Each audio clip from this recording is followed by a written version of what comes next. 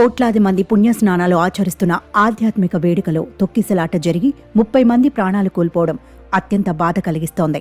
ఇటువంటి భారీ ఉత్సవాల నిర్వహణలో చిన్న తప్పిదం జరిగినా వందల మంది ప్రాణాలు ప్రమాదంలో పడతాయి.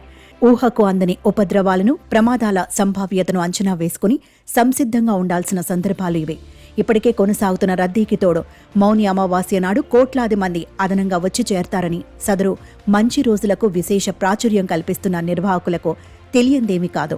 తొక్కిసలాటకు పురిగొల్పిన పరిస్థితుల మీద విభిన్నమైన కథనాలు వినబడుతున్నాయి. ఘాట్ల వద్ద ఏర్పాటు చేసిన చెత్త డబ్బాలు చీకట్లో కనబడక కొందరు తన్నుకొని పడిపోయారని, వెనుక ఉన్నవారు నెత్తిమీద పెద్ద పెద్ద బ్యాగులతో సహా వీరి మీద పడ్డారని, పవిత్ర స్నానాలకు సమయం ఆసన్నమైందన్న ప్రకటనలో మరోపక్క వినపడుతున్న హడావిడిలో ఈ మరణాలు సంభవించాయని కొన్ని కథనాలు చెబుతున్నాయి. బ్రహ్మ ముహూర్తానికి ముందు భక్తులు పెద్ద సంఖ్యలో ఒక్కసారిగా వచ్చిపడి కట్టుతప్పి బారికేడ్లు ధ్వంసం చేసి మరో దారి పట్టడంతో ఈ దారుణం జరిగిపోయిందని యూపీ పోలీసు ఉన్నతాధికారి చెబుతున్నారు.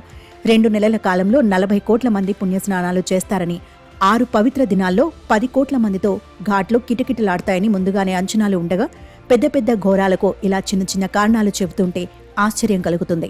భక్తజనం ఇంత భారీగా ఉన్నప్పుడు వారిని నియంత్రించటం, నిలువరించటం సులభమేమీ కాదు. కానీ తగిన సదుపాయాలు, ఏర్పాట్లు చేశామంటూ విస్తృత ప్రచారంతో ప్రజలు పెద్ద ఎత్తున వచ్చేట్టుగా ప్రభుత్వాలే కృషి చేస్తున్నప్పుడు ఆ పవిత్ర కార్యం క్షేమంగా పూర్తి చేయాల్సిన బాధ్యత మరింత ఉంది.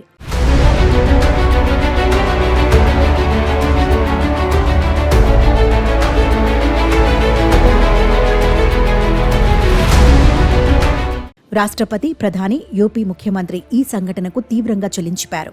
ఘటన జరిగిన అనేక గంటల పాటు ఫోన్ సిగ్నల్స్ అందుబాటులో లేకుండా పోయాయని, వదంతుల వ్యాప్తిని నిరోధించడానికే ఇది జరిగి ఉంటుందని వార్తలు వచ్చాయి. కానీ వాస్తవంగా జరిగిందేమిటో తెలియకపోవడం కూడా ఇటువంటి సందర్భాలలో మరింత గందరగోళానికి, భయాలకు అవకాశం ఇస్తుంది. జరిగిన ఘటన మీద బాధను వ్యక్తపరుస్తూనే విపక్షాలు పలు రకాల విమర్శలు చేస్తున్నాయి. అందులో రాజకీయం లేకపోలేదు. కానీ సామాన్య భక్తజనానికి అందుబాటులో ఉండాల్సిన ఘాట్ల సంఖ్యను కుదించటం, వీఐపీలకు ప్రాధాన్యం ఇవ్వడం వంటి విమర్శలు పూర్తిగా కొట్టిపారేలేనివి. మౌని అమావాస్య నాడు సంగమ ఘాట్లో అమృత స్నానాలకు సామాన్య భక్తులు పోటెత్తడం సహజం.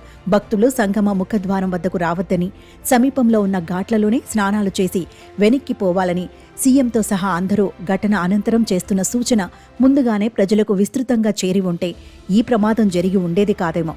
వీఐపీలను అనుమతించలేదని పోలీసు అధికారి చెబుతున్నప్పటికీ అధిక పాంటూన్ బ్రిడ్జీలను, మార్గాలను ముందుగానే మూసివేసి సామాన్య జనానికి దారి తెన్ను లేకుండా చేశారన్న విమర్శలున్నాయి. ఘటన నేపథ్యంలో ప్రయాగ్రాజ్కు వచ్చే మార్గాలన్నీ మూసివేయడంతో అంతిమంగా అత్యధిక సంఖ్యలో భక్తులు రోడ్ల మీదే గంటల తరబడి నిలిచిపోవాల్సి వచ్చింది.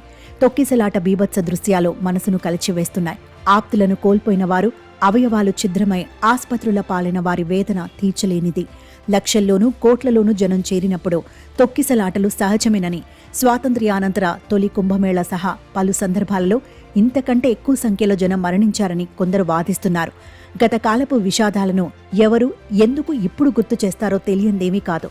కానీ ఈ మారు అత్యాధునిక సాంకేతిక పరిజ్ఞానాన్ని, ప్రపంచ స్థాయి నిర్వహణ పద్ధతులను అమలు చేశామని చెబుతున్నందున ఇటువంటివి జరగవన్న నమ్మకం, నిర్వహణ వ్యవస్థల పట్ల విశ్వాసం ప్రజల్లో హెచ్చుతుంది. మరో 3 పవిత్ర స్నానాలతో సహా మహాకుంభమేళ అత్యంత భద్రంగా, సవ్యంగా పూర్తి కావాలని కోరుకుందాం.